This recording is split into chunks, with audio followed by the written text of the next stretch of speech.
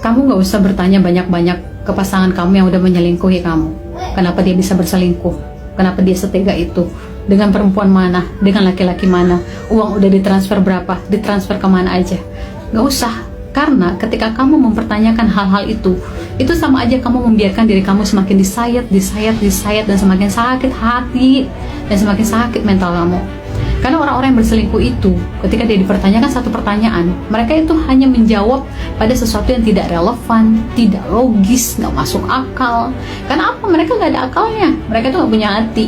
Jadi percuma kita berdebat atau berdiskusi atau mempertanyakan kebenaran-kebenaran itu dan ingin tahu alasan mereka kenapa mengkhianati kamu.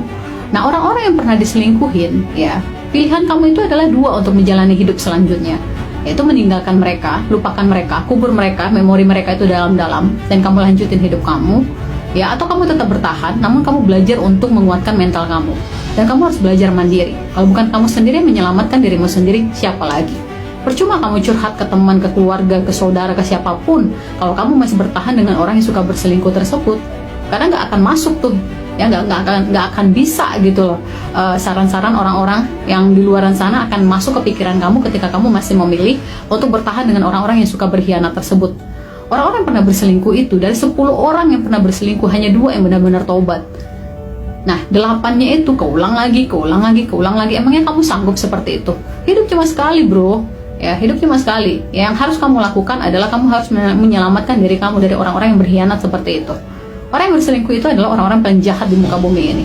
Ya, percuma ngobrol sama mereka, percuma kamu berkomunikasi sama mereka, karena ini mereka itu udah dicuci sama yang namanya Dashim, ya, setan yang bernama Dashim.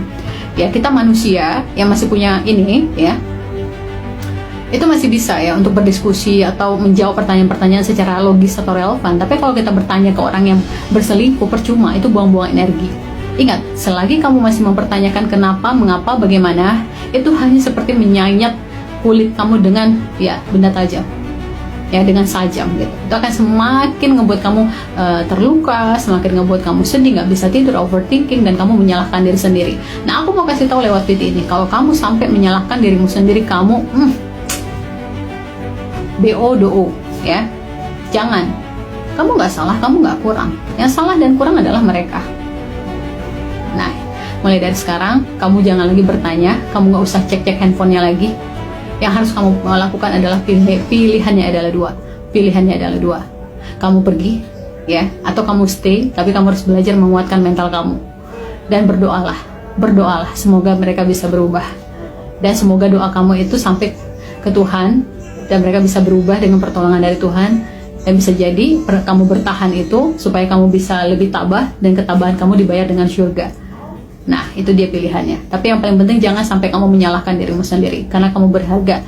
Orang yang diselingkuh itu orang yang berharga, orang yang punya harga diri, ya. Sementara peselingkuh itu nggak ada harganya, nggak perlu dihormati, nggak perlu dipertanyakan, nggak perlu apa-apa. Mereka adalah manusia paling rendah, paling jahat, yang nggak perlu kita kasih apresiasi apapun. Intinya sekarang selamatkan mental kamu, selamatkan dirimu, kehidupanmu, dan anak-anakmu. Kalau bukan kamu, siapa lagi?